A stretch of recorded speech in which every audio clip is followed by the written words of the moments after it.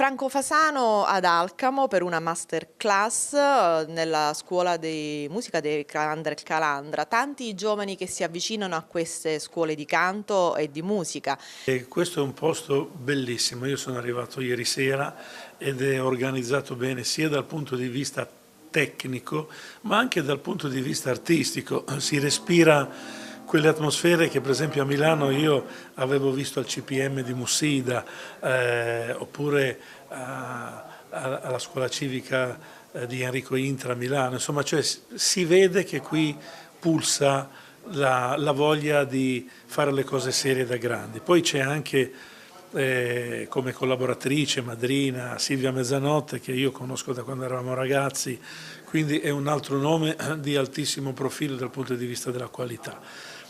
I ragazzi li incontrerò oggi, ancora non so che cosa, perché sono venuto qui proprio per ascoltarli, ma non è, in un pomeriggio tu non puoi insegnare a qualcuno qual è la cosa migliore, però puoi ascoltarli e magari dare un tuo punto di vista rispetto al percorso che hanno fatto fino a quel momento. Lei è autore di tantissimi brani, anche cantati da cantanti come Anna Oxa, Mia Martini, Fausto Leali.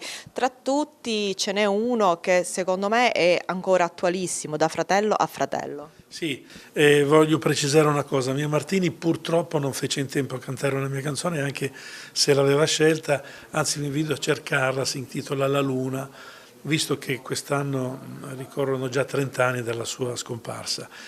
Mentre Da fratello a fratello ha una storia incredibile, perché è una canzone che ho scritto insieme a Fabrizio Berlincioni ed è entrata nel mio disco di allora, Un cielo che non sai, veramente in zona Cesarini, perché avevamo già chiuso l'album, ma siccome l'anno prima Oxa e Leali avevano vinto a Sanremo con Ti lascerò, che io e Fabrizio avevamo scritto, Nando Sepe, il nostro manager comune, innamorato di questa canzone, decise di aggiungerla a questo disco. Allora in fretta e in furia io ho recuperato il provino che avevo fatto con i fratelli Baldan a Milano e devo dire che Fio Zanotti ne ha fatto un capolavoro.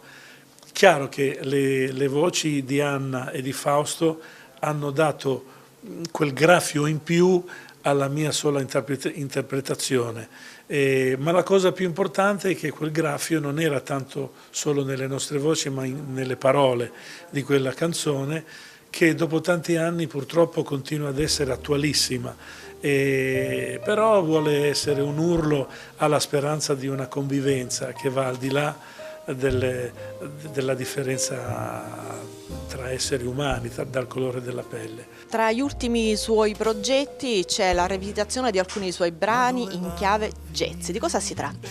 Sì, no, la cosa divertente è che generalmente un film esce tratto da un libro.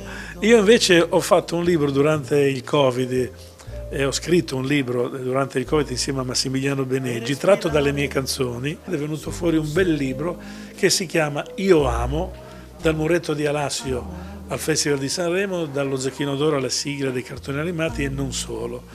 E in quel non solo è stato profetico, perché clamorosamente dal libro è stato tratto questo disco, dove alcune tracce della storia della mia vita sono state suonate, scelte e da me cantate in presa diretta, e abbiamo deciso di chiamare questo lavoro Franco Fasano in Quintet, e il lavoro si intitola Mi va di cantarle così.